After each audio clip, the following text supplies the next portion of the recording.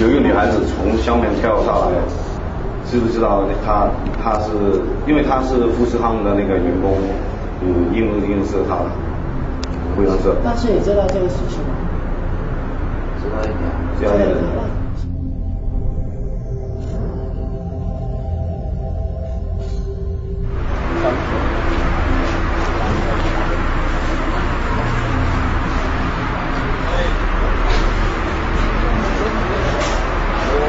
呢度嘅樓宇上嚟講咧，如果喺風水上嘅格局咧，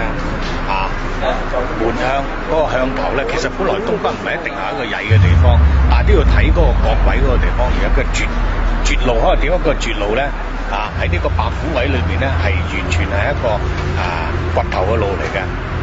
所以白虎上嚟講咧係是非之地嚟嘅。咁呢度本來嘅絕住意思即係等於聚咗啲陰氣喺度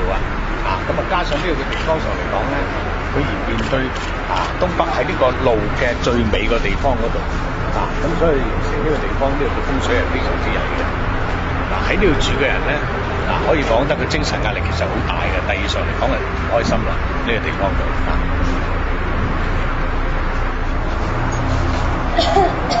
一嚟到呢度咧，個磁場咧轉得好緊要嘅，轉得好緊要呢個磁場，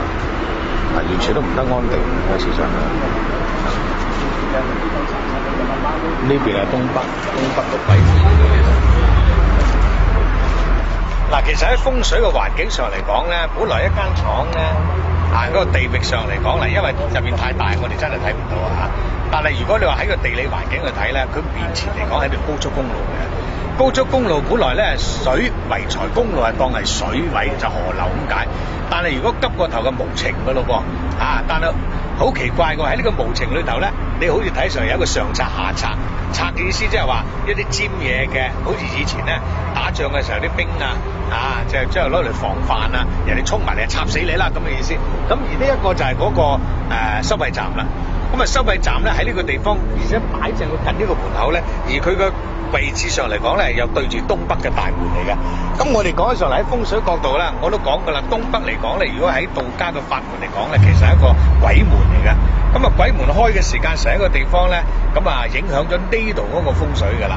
咁喺風水嘅角度上嚟講咧，加上佢嘅樓宇咧，睇佢嘅顏色咧係比較上好沉色嘅。沉色嚟講嘅生氣上嚟講咧就冇咁好啦。本來咧係做工廠係非常之好嘅，但係因為如果佢過分於喺呢一個咁急河流嘅地方咧，咁變咗咧就急啦，樣樣都急啦。因為佢高速公路嚟到度，忽然之間停喺度就行出去出邊，唔係話好似個紅綠燈咁可以有慢慢俾你停